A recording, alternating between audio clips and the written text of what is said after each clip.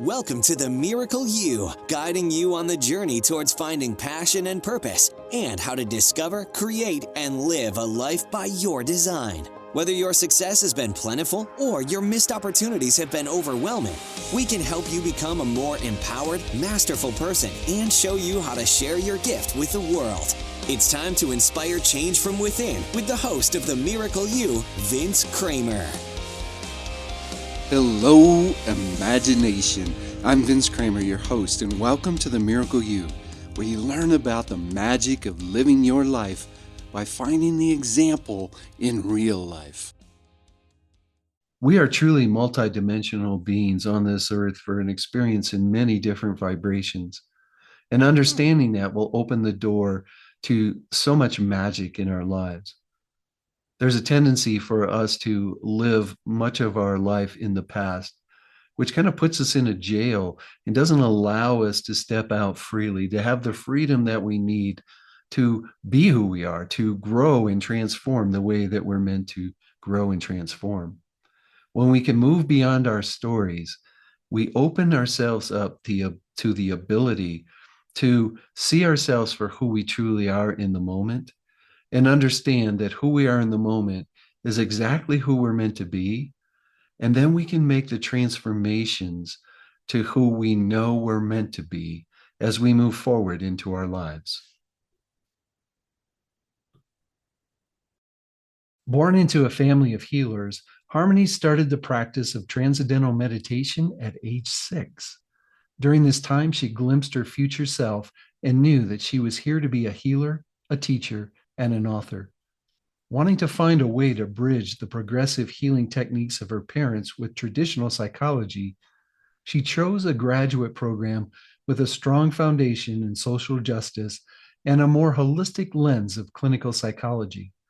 After 10 years of teaching general psychology, Harmony accepted a position as a visiting instructor at Naropa University. Harmony also founded the Institute for Spiritual Alignment, where she offers continuing education and training for therapists and coaches who want to bridge the divide between traditional and spiritual transformation. Harmony Kwiker, are you ready to share the miracle of you with the imagination? Yes, absolutely. I'm so excited to have you here. We're neighbors, really. You're right up the road in Boulder. And a lot of the things that we believe that we want to share with the world is so similar. So I'm excited to dive deep into where you are right now, Harmony, and the difference that you're making in the world. Could you share a little bit about what that is right now before we go into your story?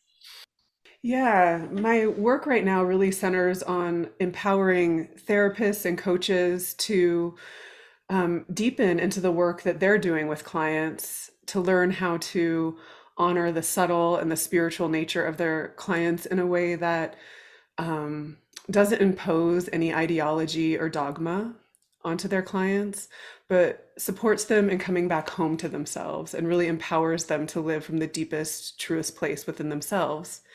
And as I do that, I also am empowering the therapists and coaches to do the same. So powerful. And I think that the understanding that if it's an and universe instead of an or universe really makes a huge difference in how we show up in making things happen. Harmony, share with me what it was like to be born into a family that at 6 years old you were doing transcendental meditation. Yeah, my family was very unique. My mom taught personal growth workshops at our home, and my dad is a doctor of osteopath, and so they're both really dedicated to their community and to health and to healing, and they're both just really magnificent human beings. But being steeped in a culture of transformation, I was actually offered many opportunities to experience what I now know as the transpersonal, which are experiences that are beyond the normal, that maybe even the ordinary mind can't quite understand. And so, breath work, fire walks, and transpersonal meditation were just some of those things that I was exposed to by my mom. And really, what she gave me was the ultimate gift of exploration into what spirituality meant to me. Nothing was imposed onto me about what I needed to think. It was spirituality was always a felt experience, and it always arose from my own devotional practices. And so I was really empowered to anchor into those devotional practices from a very young age.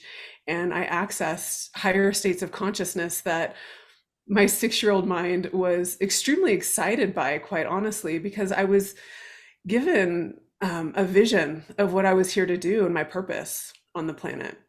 And so I knew from a young age that I was here to be an author and a healer and a teacher. And living into that purpose has really been quite the journey. And so different than so many of us. Mhm. I tell a story in our book that at 6 years old, I told my grandmother I wanted to help people love themselves so they could love others. Unlike your world, I was pretty much shut down through all of that. Mm. I had to learn how to be a man the way grandpa thought I should be a man, and everything kind of shut down. So it's very interesting to me, and I think it's so amazing that you had that opportunity. And our goal at Imagine Miracles is to give our children the opportunities that you had. Mhm. And unfortunately, I think it starts at educating the grandparents so the parents can be educated enough to then step into that. Mhm. What was the defining moment, if you will? What was the wake up call that you said, "Oh, I have got to do this, and this is going to be my life's work"? Mhm. Yeah. So when I entered into college, I was also given another really amazing opportunity to work at a yoga studio. And I became a yoga and a Pilates teacher in my early 20s while I was an undergraduate studying psychology. And during that time, my ego was really, really obsessed with being perfect, being as perfect as I could, which meant eating as little as possible, having hardly any opinions, being as accommodating as possible. And I was suffering. The outside, I looked great, but on the inside, I was in so much pain. And because I was dedicated and devoted to my yoga practice at that time, I was still anchored into my meditation. And there was this one day in particular, it was a solar eclipse in June, right around the summer solstice. I believe I was 22 years old, and I just could not figure out how to stop suffering.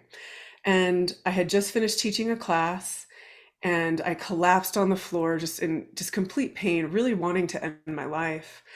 And I went home to my little studio apartment and I sat with my pain. I closed my eye, I lit a candle, I closed my eyes, and I turned towards my pain with the light of conscious awareness, with love and curiosity. And the more I sat, I mean, I must have been sitting in meditation for about 2 to 3 hours. It was a very, very long time. And eventually I saw the light of my spirit inside of me, and I awoke. And this was right around the time of 9/11. So there was like mass panic in the country, and everybody was gripped with fear. And I had just woken up to my spiritual self, and I could see the way that we perpetuate our suffering. And ultimately, I went on sort of a walkabout that brought me to graduate school because I was constantly learning, how could spirituality be practical? How could it create real change in our lives, in our relationships, and in our communities? That's so interesting. 9/11 was a wake up call for the entire world, really, and very few, and I was one of them that didn't. Very few of us took the opportunity to awaken to who we are Mhm. and to understand why we're here and to share it with the world. It took me several other wake up calls to get to that place. But it's interesting because you were, let's say you chose the gift, because we truly believe that you chose your parents, you chose the circumstances that you came into life, that you had all the tools you needed when it was time, when that awakening came. But before I go a little bit further into that, how was it to be so open through your entire life, given permission to be open and know in who you felt you were, and then to have the ego, the subpersonalities be so strong that they pushed you that hard? How was that for you? Mhm. Well, it's interesting because on the one hand, I'm very disciplined, right? So that perfectionism really gives me the follow through. I have the tools and I use them. When, like, even still in my life, I meditate daily. When I feel anxiety, I turn towards the sensation. I'm very committed and disciplined. And so, on the one hand, I really appreciate that part of my ego. There's a payoff. I've written 2 books. I keep doing the work.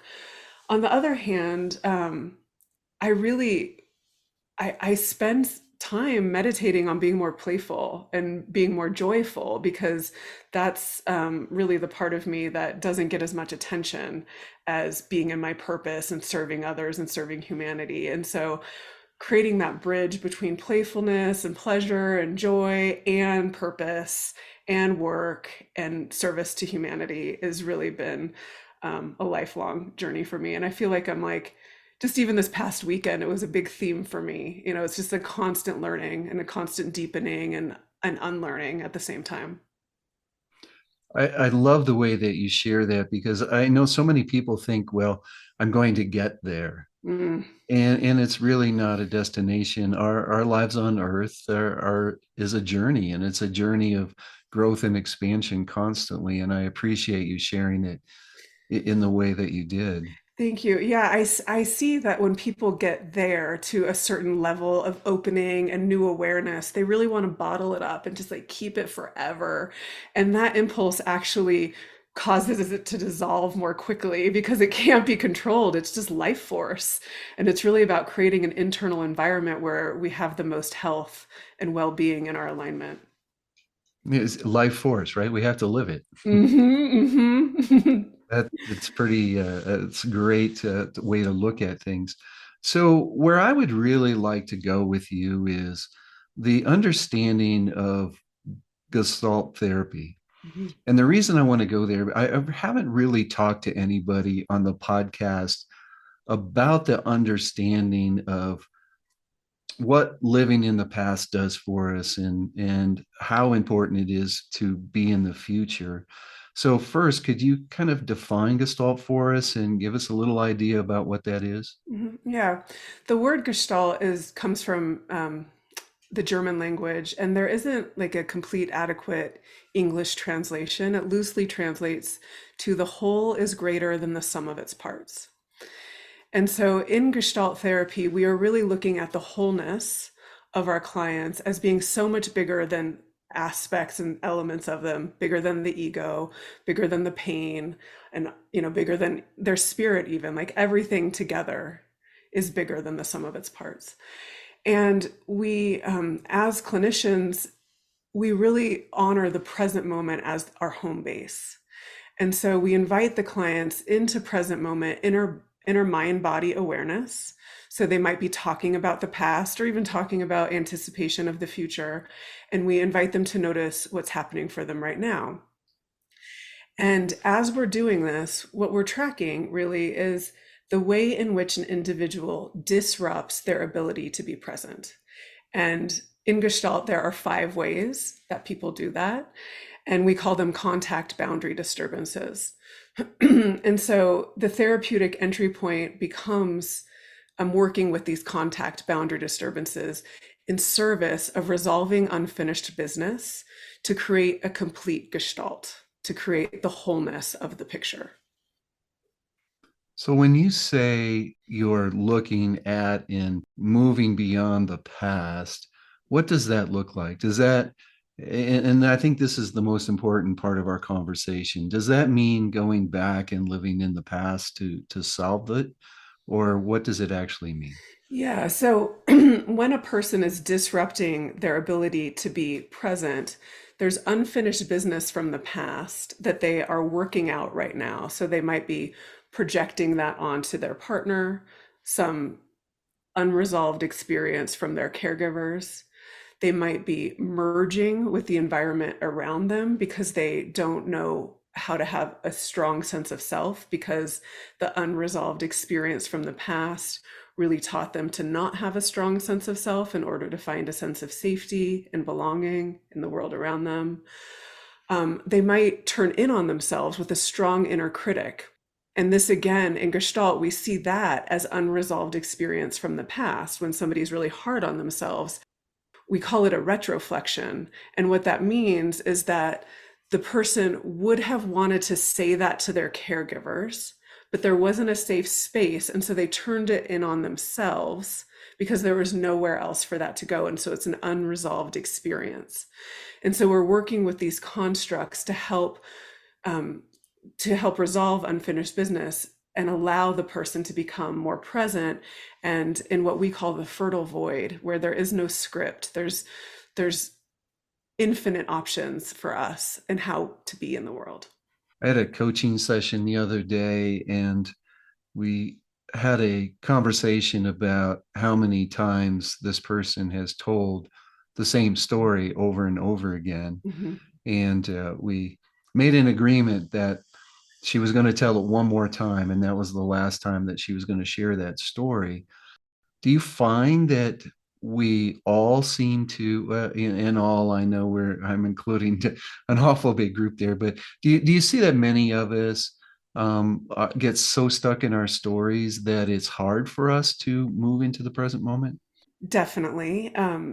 When we are hyper identified with our mind and believe that reality exists in our mind, we create these narratives and we believe them. We believe that we've constructed a truth.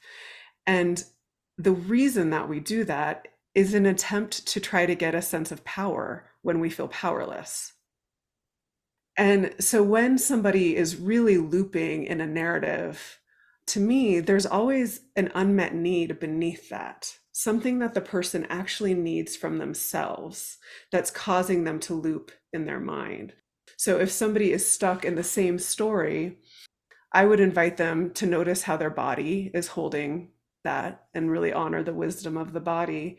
And then I would ask them what the emotion that they find there, what does this emotion need from you? Because this is where we start to create some repair and we become a secure base for ourselves. And this is, the birthplace of where so much of unresolved experiences live are in our attachment system with our primary caregivers. Two amazing things you said there that I want to tap into. So, just for the listeners, from Harmony's point of view, where does reality exist? Well, reality is an interesting construct in and of itself. So there's one thing that I think is important is that in relationship, creating a sense of a shared reality, where there is, as you were saying before, it's not an either or, it's a both and, where if you've studied integral theory at all, integral theory really beautifully describes how there's a thread of truth in everybody's perception.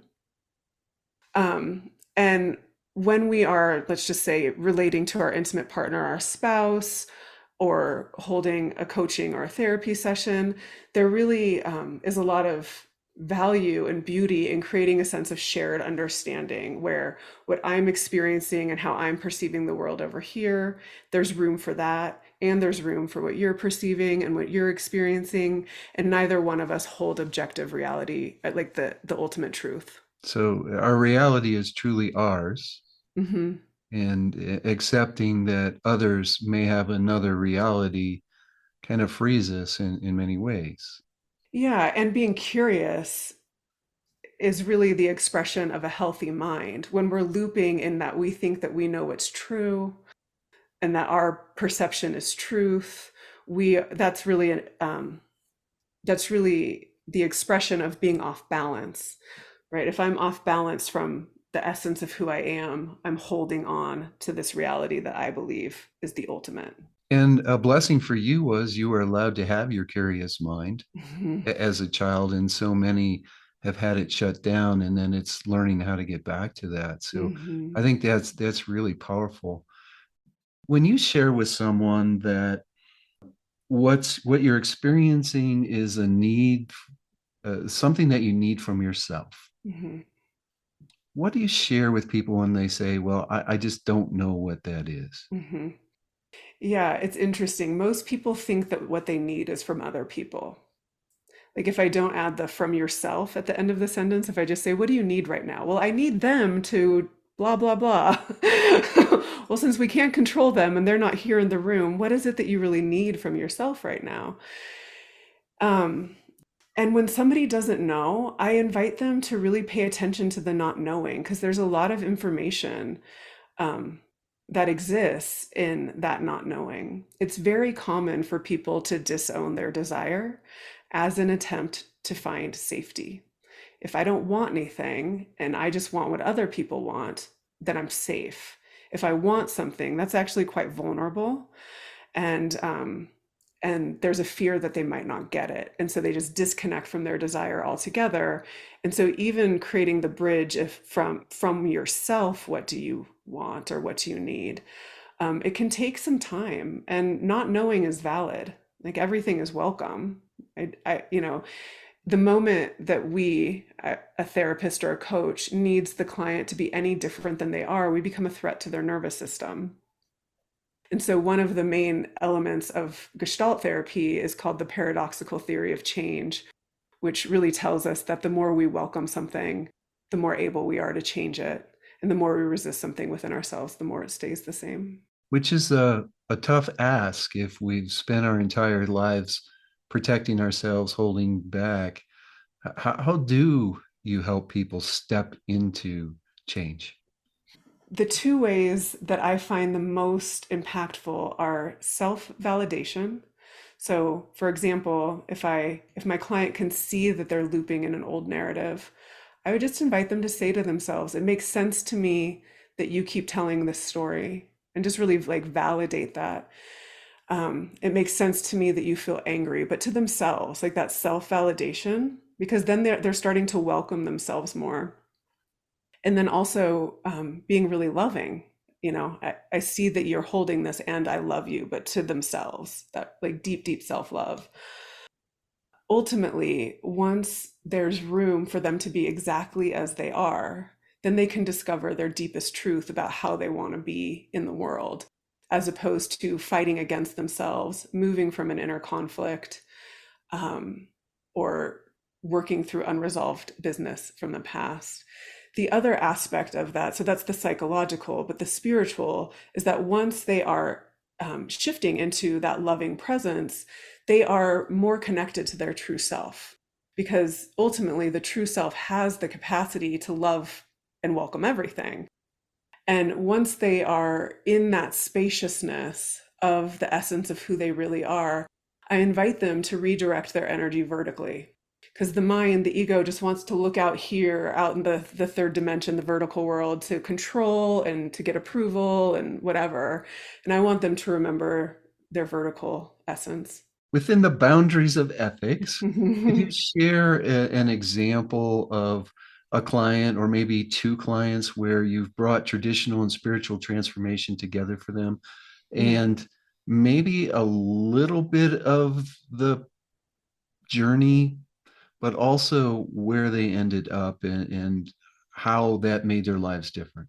Yeah. So the first example that occurs to me is a client who when when she first started seeing me, really had no connection to her body. If I asked her what she was noticing in her body, she had no answer. And in part of that, thought that there was a right answer, that I was like looking for something specific rather than really understanding that I was curious about what she noticed, and that there was a genuine curiosity and welcoming. Um, and she came in because it was, she either needed something in her marriage to change, or she was going to leave. She was like at this decision point of like, do I stay or do I leave? can my spouse change enough for me to want to stay, as opposed to what is happening inside of me that's keeping us from deep connection and Mhm. intimacy. As with all of my clients, I listen deeply, both to their narratives, their words, but also the underlying desire and unmet need that's beneath their words, and also the unresolved business from the past, and the subtle way that their body and their energy body is holding the experience in the present moment. And as I'm doing all of that, I'm also tracking how I feel in their presence, because how I feel in their presence really does matter. I get an insight into how the people in their life feel, how they feel in their body by listening and honoring my body. I'm highly sensitive, and my body, I believe, is like the most beautiful tuning instrument for the energy of my clients. I think it's not a mistake that I was named Harmony, because I really do have a value on unifying all things, including the shadow and our pain, et cetera, et cetera. Um, and so my job is to be as clear a mirror as possible for my client. So to see them as clearly as possible, so that they can see themselves as clearly as possible, both in the psychology of their mind, the impulses of their behavior, but the way that their body, their soul, their spirit is holding the entire experience.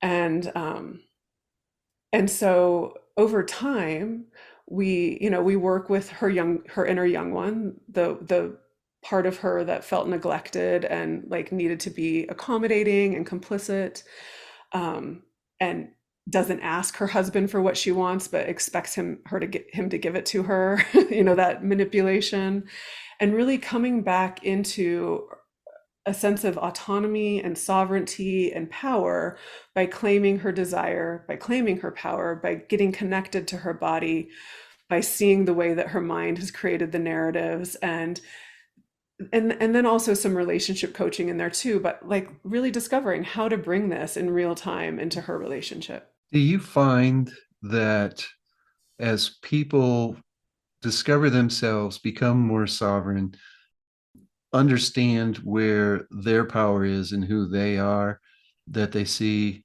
others around them change, even though no one's changing? Absolutely. In this client in particular, I remember this one moment where she came in again venting about her husband, and I call it mapping out what she's talking. I'm like just mapping it out, being a mirror, and all of a sudden she goes, "Oh my goodness, I am projecting onto him." And she could just see it for herself. And by taking back that projection, she really dissolved a wall or a barrier to love and to intimacy just by seeing and owning it as hers. And then, their relationship has more depth. And he, of course, feels more safe to open when she's not projecting onto him. And there's just more beauty and reciprocity there. I know there's so much more you have to share, and I encourage the listeners to uh, get your book. I'll make sure that the books are listed in the show notes for them. But we're getting closer into our time, and I really want you to share one piece of guidance that you want to make sure everybody takes away from our time today. Yeah, the one thing that I would want everybody to remember is that staying in contact with yourself by learning how to be aware of what is deeper beneath your thoughts and really honoring yourself is a lifelong journey. And it shifts from moment to moment. And that self inquiry combined with curiosity about the people in your life. So, curiosity about yourself internally, and then curiosity about the people in your life is really where the deepest intimacy will occur. I share time and time again with everyone the importance of just being the example by loving yourself, being who you are, sharing and shining your light out the best that you can do it. And obviously, Harmony, you have done that, and you share ways to do that with so many other people. So thank you for who you're being in the world, because I think it's so important. Could you tell everybody how they can learn more about you, where they can find you? Yeah, my website is thespirituallyaligned.com. And I have a lot of really beautiful online courses and offerings there and a community of therapists and coaches. And I'm on Instagram at The Spiritually Aligned and on YouTube at The Spiritually Aligned. So just go to themiracleu.com, look for Harmony's show page. All that information will be there for you. Once again, I want to thank you for being who you are, how you're showing up in the world, and being the example for all of us to find our true selves and be in a place that we're willing to love unconditionally, because I think that's where the world needs us the most right now. Thank you so much. On behalf of my wife and business partner, Mary, the entire team here at Imagine Miracles, we want to wish each and every one of you a miracle day. You've completed this episode of The Miracle You, but we have plenty more to help you discover your own personal passion and purpose. Head over to themiracleu.com for free resources to assist you on your journey, as well as register for our free webinar, Discover Your Miracle Life, 3 Mind Awakening Steps Toward Your Unique Purpose, or apply for a one-on-one Your Life, Your Way breakthrough session and discover your next best step on your journey. All available exclusively on our website. That's themiracleu.com. We look forward to sharing more experiences of passion, purpose, and life by design next time, right here on The Miracle You.